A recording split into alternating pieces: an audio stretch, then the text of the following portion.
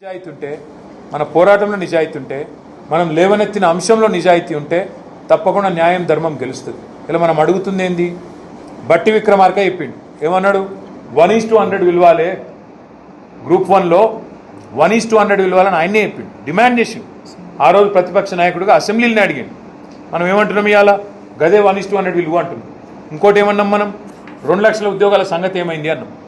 ఏమై రాహుల్ గాంధీ మరి ఏం సంగతి? బాగా నడుపుతీవి కదా, 10 నోటిఫికేషన్లు ఇచ్చేది ఇప్పటికీ, ఏమైనా 20 నోటిఫికేషన్లు అని అడిగాం. దానికి సమాధానం లేదు. మరి డిఎస్సి అన్నావు, కేసీఆర్ దగా డిఎస్సి, నాది మెగా డిఎస్సి అన్నావు, ఏమైంది మరి? 20,000 ఉద్యోగాలు, 50,000 ఉద్యోగాలు ఇస్తా నరికిన నరుకుడేమా? కేసీఆర్ ఇచ్చిన దానికి 5,000కు ఇంకో 5,000 కలిపినావు, అంతే కదా. ఏమైంది అని మాట్లాడితే ఇవాళ డిఎస్సి అడుగుతున్న వాళ్ళ మీద లొల్లి. గ్రూప్ 2, గ్రూప్ 3 పోస్టులు పెంచుతా అన్నాడు ఇదే రేవంత్ రెడ్డి, ఇదే బట్టి విక్రమార్క. పోస్టులు పెంచవా మరి? పెంచి ఫ్రెష్ నోటిఫికేషన్ అంటే దాని మీద ఇవాళ లొల్లి. అశోక్ నగర్ కోచింగ్ సెంటర్లను ఆ రోజేమో వాళ్ళ చుట్టూ తిరిగింది. ఇదే మధుయాష్కి, ఇదే రియాజు, ఇదే కోదండరామ్, ఇక ఇదే నాయకులు, సోకాళ్ళు మేధావులు, వీళ్ళే కదా ఆ రోజు వాళ్ళ చుట్టూ తిరిగింది. నేను ఏమంటాడు మహబూబ్నగర్లో రేవంత్ రెడ్డి?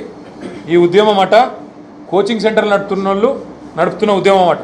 ఏది పరీక్షలు డిఎస్సి వాయిదా వేయాలనేది పోరాటం జరుగుతుందో, కోచింగ్ సెంటర్ వాళ్ళు వాళ్ళకు ఇంకో 100 కోట్లు వస్తాయి అని మాట్లాడుతున్నాడు రేవంత్ రెడ్డి.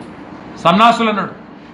మరి నేను అడుగుతున్నా, రేవంత్ రెడ్డి గారు నువ్వు తిరిగినావు వాళ్ళ చుట్టూ, మీరు రాహుల్ గాంధీ వచ్చిండు అశోక్ నగర్, మరి ఆ రోజు ఆయన కూడా సన్నాసి, రాహుల్ గాంధీ సన్నాసి, రేవంత్ రెడ్డి కూడా సన్నాసేనా?